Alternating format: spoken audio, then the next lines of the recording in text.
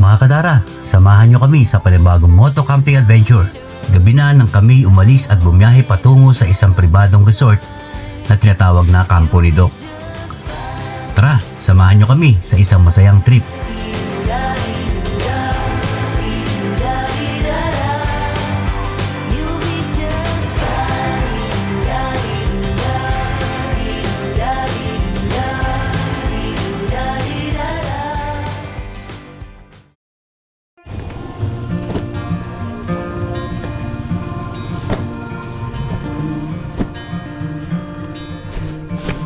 Close your eyes. Get some rest. I'm by your side. Lay your head on my Gabi na nakaalis pero ayos lang. Mas presko ang hangin at kakaibang saya ang hatid ng pagbiyahe sa dilim. Habang tinatahak namin ang daan, ramdam namin ang excitement sa pagdating namin sa campsite. but I'm right here. It's gonna be okay. Sige kuya. Tatlo tayo kung sakali The world could fall down. It's gonna be okay. The sun could go out. We're gonna be okay. Before the blue skies fade to gray, we're gonna be okay. Calm your soul. Hold my hand. Don't let go. I understand.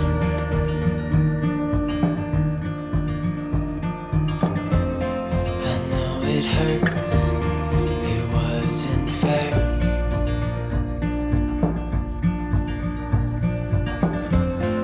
It's over now, so don't despair.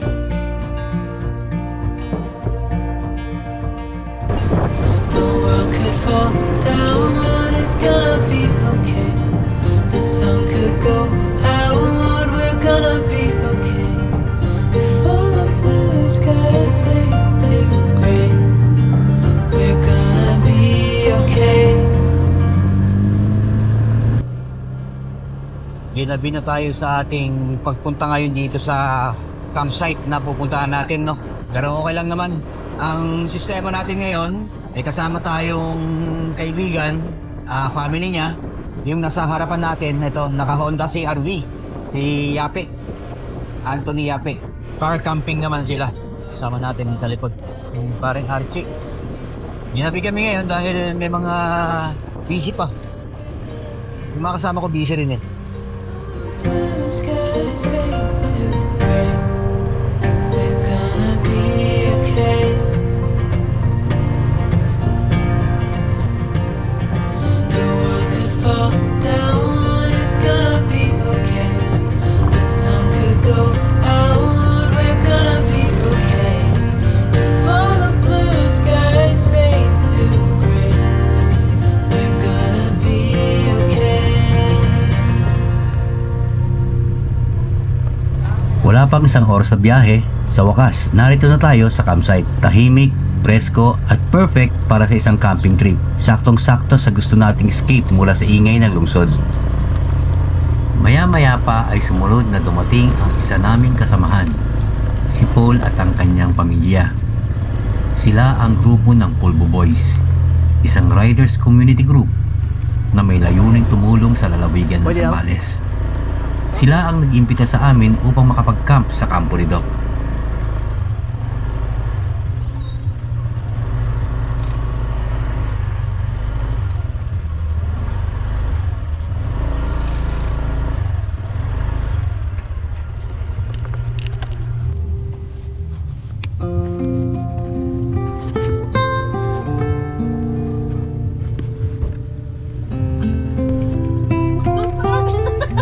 Huwag ka na nga doon ka na.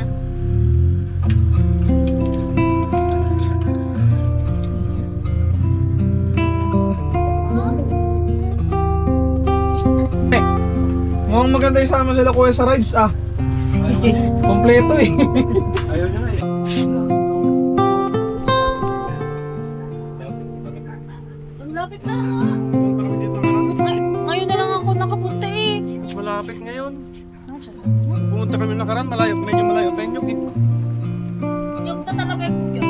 na. Yan po yun, pwede po. Kahit dito no, dito, ayun no, dito no. Makatapos dito, baka pag-gigil mo. Nasagipang ka na. Ay, oo nga. Diba? Ano siya rito? Oo, bakod. Hindi yung parang tent. Oo, yun din. Hi! Sinira na siya. Yung ano, Tumura na. slide? Dito na tayo. Totoo, spot na tayo. dito. Baka naman mano tayo dito. Ano? Gising natin eh. Malapit lang kayo dito. Baka Dito oh. Sa may puno. Dito na tayo. Oo, dito tayo. Mami, dito tayo! Dito, malapit sa tubig. Pare.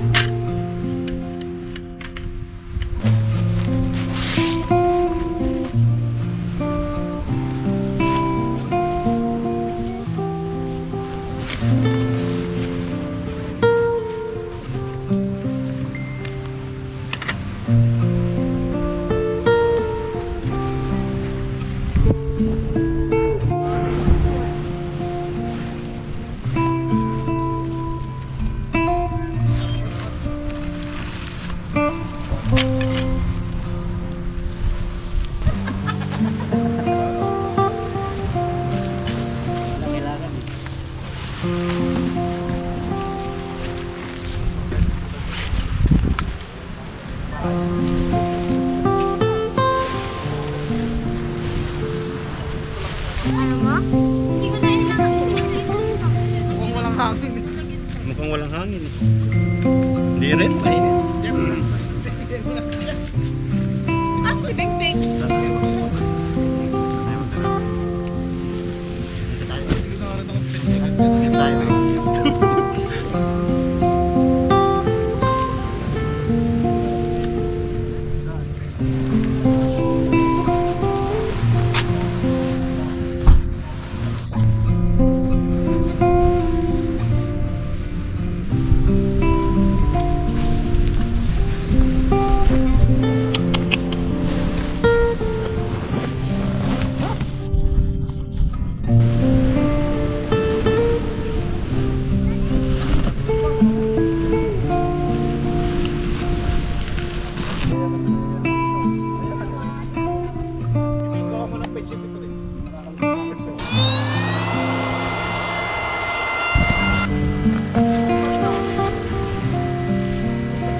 Hindi mo tala yung...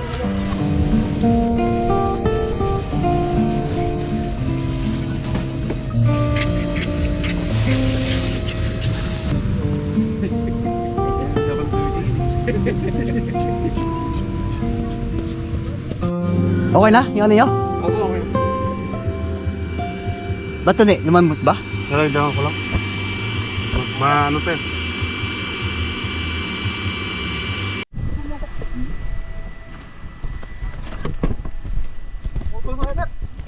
Oo, nakaisay.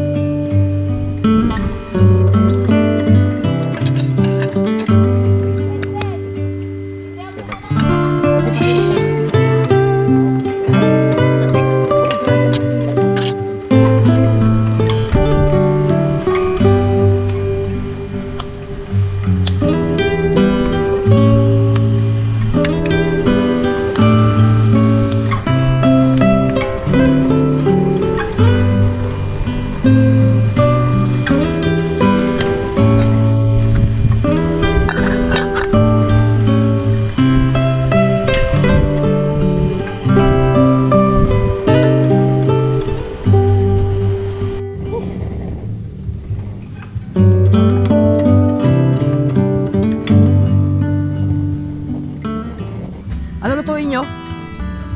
Ayaw na isla. Isda? Ihaw ko na rin yata isda doon. May dala kayo asin. Meron, may asin doon. Wala kami dala asin eh. Wala kayo dala natin. Okay lang, kuhanan ko kayo ah. Sige lang. Makapag-highlight naman kayo eh. Pag-hide ko sa vlog, ano?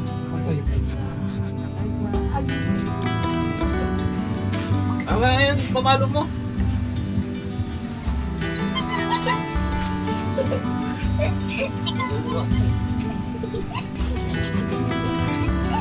Try ko kay daddy to.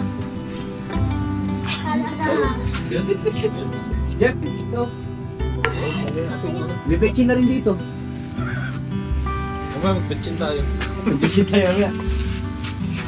Beef na natin. Ayun o. Wow. Nagpapaapoy. Yun oh. Parang chef yung galawan ah. Tayo mag-hide na na. Hello. Hello. Away tayo ka. Hindi, pagkakon natin din natin ni Prito. Sa bili na? Oo.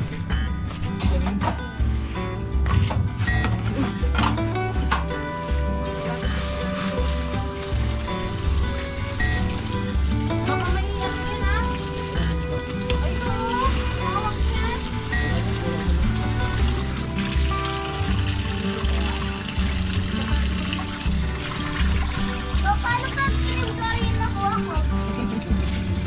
Ay, paano ka?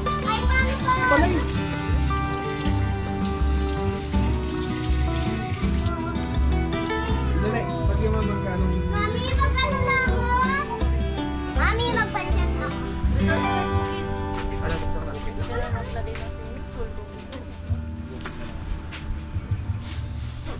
Ganito. Galing sa patay yan eh.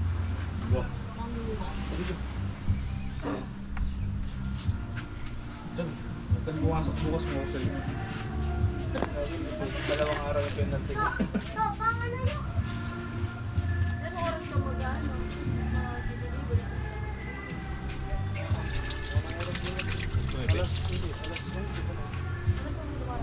Alas 9 dumadating yung truck tapos magbababa pa. Pinagbabawal na technique. Siyempre, di pwedeng walang pagkain. Nagprito kami ng cream dory, pero may challenge. Wala kaming mantika, buti na lang mataba ang isda. Kaya pinagmantika na lang namin ito sa sarili niyang taba. Sulit ang lasa. Oo, ayan o. Oo.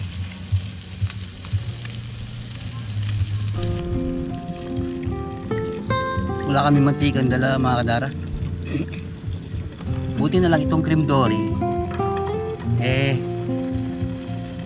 Taba. Meron siyang mantika. Nagmamantika siya ng pusa.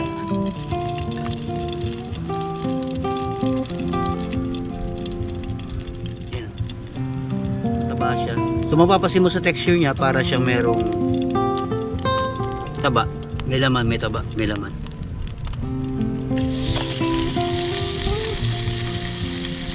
First time ko makakain ito eh.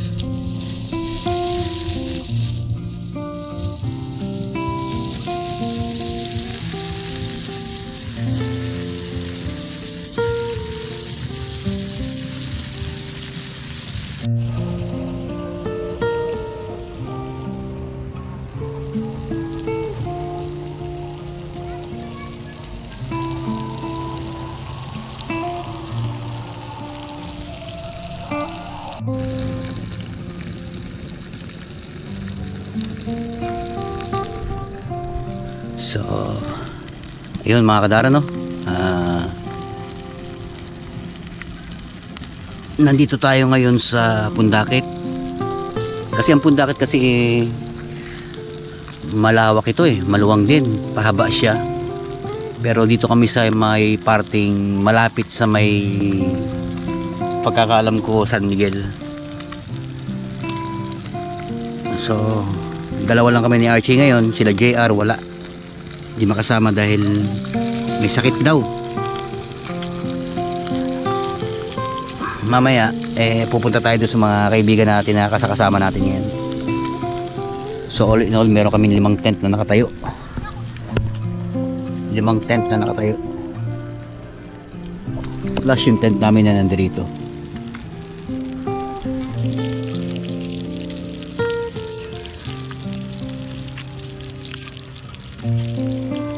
Walang tatalo sa pagkaing pinaghihirapan at pinagsasaluhan.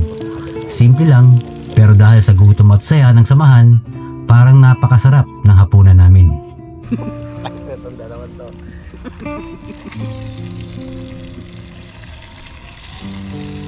Habang nagpapahinga kami, biglang dumating ang iba pa naming kasamahan, ang Pulbo Boys.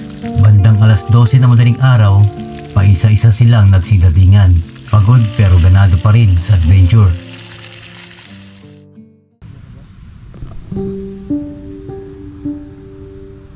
Pagdating ng umaga, sinalubong kami ng napakagandang tanawin. Ang sariwang simoy ng hangin at ang malamig na dagat, isang perfect na combo para sa isang relaxing morning.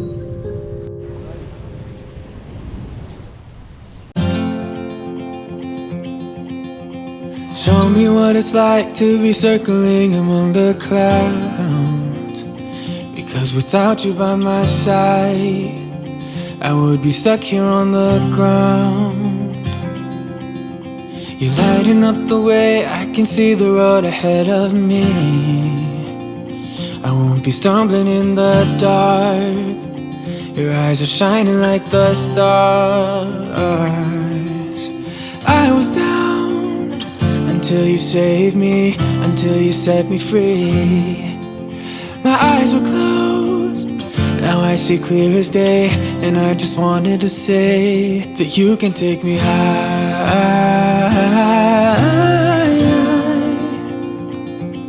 Feels like I can fly.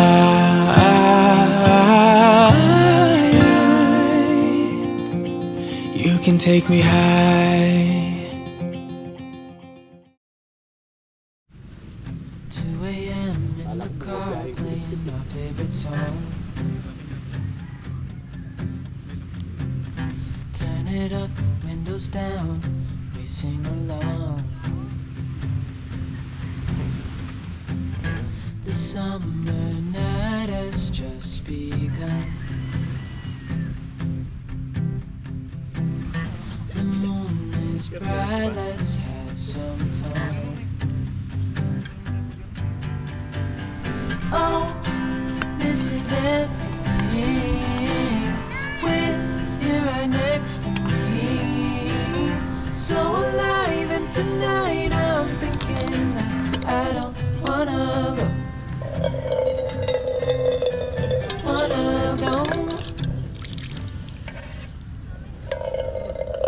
Isa sa mga chef ng Pulbo Boys na may sariling negosyong kainan ang nagluto ng masarap na almusal para sa lahat. Talagang ibang klase ang lutong may halong passion at experience.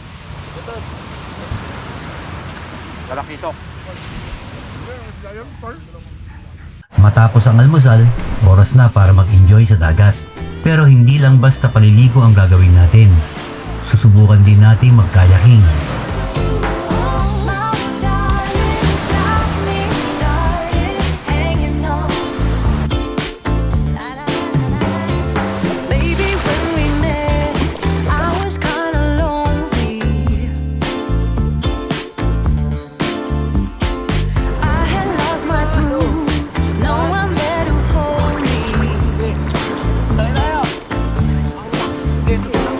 Just what I wanted, just